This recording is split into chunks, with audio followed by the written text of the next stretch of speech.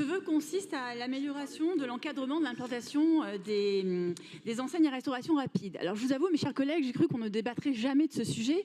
Pourquoi? Parce que la dernière fois, je l'avais rattaché au débat que nous avons eu sur l'amélioration de l'espace public. Et pour moi, ce sujet, il est au cœur justement de ce débat. Pourquoi? Parce que c'est le non-respect, par exemple, des façades. C'est aussi la production de déchets qui jonchent sur l'espace public. Ça a aussi les nuisances qui concernent les riverains ou encore l'occupation et la dégradation en effet de l'espace public.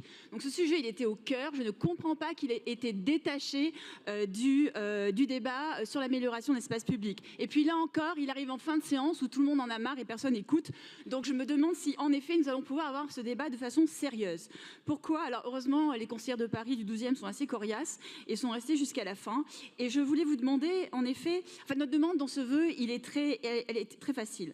En fait, c'est que la ville actionne tous les leviers dont elle dispose face à ces implantations anarchiques.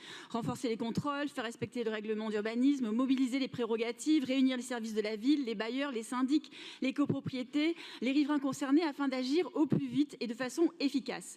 Je rappelle tout de même que ces enseignes respectent rarement ni les règles d'urbanisme, ni les règles de copropriété. Et en fait, qu'est-ce qu'elles font?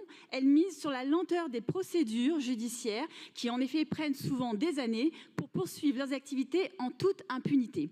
Alors moi, je vous avoue, j'ai été en conseil d'arrondissement, puisque nous l'avons porté aussi, assez sidérée de la réponse de la maire du 12e qui a botté en touche en disant que c'était un problème de pouvoir d'achat. Oui, il y a un problème de pouvoir d'achat, mais enfin, souffrez que l'on s'intéresse en effet au problème des riverains parce que nous avons un mandat local. Et je voulais, si vraiment vous voulez parler de pouvoir d'achat, mais moi je vous invite à regarder les effets de votre politique du logement et de votre politique en règle générale sur les maréchaux. Parce que sur les maréchaux, en effet, vous avez paupérisé parce que vous êtes incapable d'attribuer les logements sociaux aux classes moyennes, vous avez paupérisé des quartiers et aujourd'hui, en effet, on se trouve avec des gens qui n'ont plus de pouvoir d'achat. Donc la réalité, elle est là. Si vous voulez qu'on ouvre le débat, je veux bien. Mais là, la question, c'est est-ce que la ville de Paris veut bien actionner tous les leviers qui sont en sa capacité pour en effet mieux encadrer l'implantation de ces restaurations rapides. Vous savez très bien qu'il y a plein de villes en banlieue qui ont pris vraiment les moyens adéquats. Je vous remercie.